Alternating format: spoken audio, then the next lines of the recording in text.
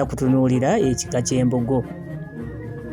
Waliwo jjajja w'ab'embogo omu eyalwala kumpi kufa ne bamunoonyereza eddagala ne libula okutuusa lwe yafuna omusawo omu eyamulagira nti genda oyiga embogo ogiggyeko ejjembe nkuteeremu eddagala erinaakuwonya.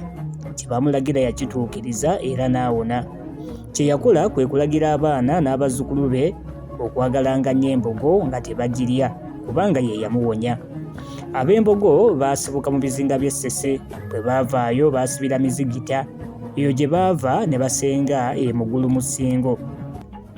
Makumbi y'omu ku bataka abakulu abaalondebwa okwerekera Omulangira Kalemeera mutabani wa Kabaka Chwa Nabakka ng'agenda e Bunyolo okupakasaayo ebintu ebingi bye baayitanga olufubanja abireetere kitaawe aliwo omusango gwe yazza. Ebisingako ku ebyo twabyogerako bwe twali twogera ku kika ky'Enkima. Makumbi bwe yali aleeta Omulangira Kimera okuva e Bunyolo olwo kitaawe Kalemeera ng'amaze okufa, Makumbi yali atambula n'abataka abalala, embwa ye n'esuula ekide. Okunoonya ekide ky'embwa ye yayokya luyiira nga batuuse Mugulu mu Ssingo okusobola okukizuula, wabula ekide tekyalabika. Ekikolwa ky'okwokya oluyiira kye kyaleetera Makumbi okupaatiikibwako erinnya ery'akayiira. Lumu yali atambula n'alinnya ku kide ky'embwa ye ekyali kimubuzeeko n'aleekaana nnyo nti ho, okugulu kumpadde. Bwe yayogerera ebyo ne watuumibwa Mugulu n'okutuusa kaakati. Era Mugulu yerina obutaka bw'ekika kino obukulu. Makumbi kayiira yali atera okunywa ku mwenge. Mu lulimi olunyolo omwenge guyitibwa malwa. Naye yateranga nnyo okujerega amalwa ge baamuleeteranga nti gano gajjuule, amakulu nti ga mazzi nnyo. Olw'okuddiŋŋananga jjuule oyo abantu kwe kumukazaako eryagajuule n'okutuusa kaakati amannya amatongole ag'omukulu w'ekika ky'embogo ye kayiira gajuule.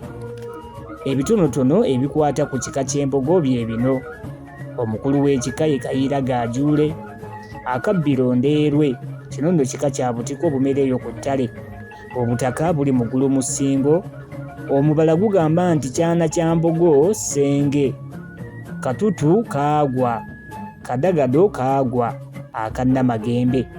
Bannyina bannamagembe baali bamusitudde nga bava e Bunyolo ne Kabaka Kimera naye gwe baali bakongozze. Bwe baatuuka ku kagga nga bakabuuka, embiri n'obutiiti bye bayitanga akadagado ebyali mu kiwato kye ate nga bye bibisse ne ku nsonyi ze ne bigwa. Wano nno we wava ekisoko ky'omubala ogwo waggulu nti kadagado kaagwa akannamagembe.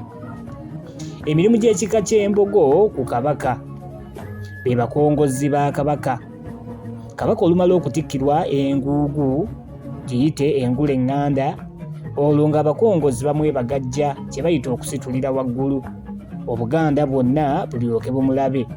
Omulangira Kimera bwe yalajja okulya Obuganda yajja n'omuzaana muyite mukazi we Namagembe ow'Embogo. Ono olugendo bwe lwamukooya bannyina ne bamusitula. Kimera bwe yalaba mukazi we nga bannyina bamusitudde n'abagamba naye bamusitule, era baakikola. Okuva olwo ab'Embogo ne bali obukongozzi mu lubiri. Edda waaliwo akalombolombo kano ng'atali mukongozzi takkirizibwa kukwata ku bibegabega bya mukongozzi, kubanga obeera ojaajaamya Kabaka w'atuula, era nga bw'okikola kubenga ozannyirira buzannyirizi nga bakutanza. Abakongozzi abo era bakwata amafumu ga Kabaka n'engabo ye eyitibwa Kaamaanyi, byabeera nabyo mu lukiiko. Abakongozzi bava mu ssiga lya Ssekayiba Essenge mu Busiro. Ab'Embogo be bavaamu Nanzigu, oyo aba omukyala wa Kabaka ow'omukolo, naye nga akongojjebwa ku matikkira ga Kabaka. Nanzigu yasookera ddala yali muzaana wa Ssekabaka Nakibinge eyakkiriza okuwaayo omwana we gw'azaala. Kabaka mpozzi amutwala Essese ewa Wannema. Singa Kibuuka mutabani wa Wannema bamuttira mu lutalo, olwo Wannema n'asigaliza ddala omwana oyo amuweerezenga. Kabaka Nakibinge okwebaza Nanzigu olw'okuwaayo omwana we kwe kulangirira nti Nanzigu n'abasika be bonna bassibwangamu ekitiibwa eky'enjawulo mu Buganda. Era ab'Embogo be bakuuma omulyango nsingo mu lubiri. Amasiga g'ekika ky'Embogo ge gano: Ssekayiba Essenge mu Busiro, Walakira ebbungo mu Butambala, Kasamba e Busamba mu Busiro, Ssemitego e Nnyanzi mu Ssingo.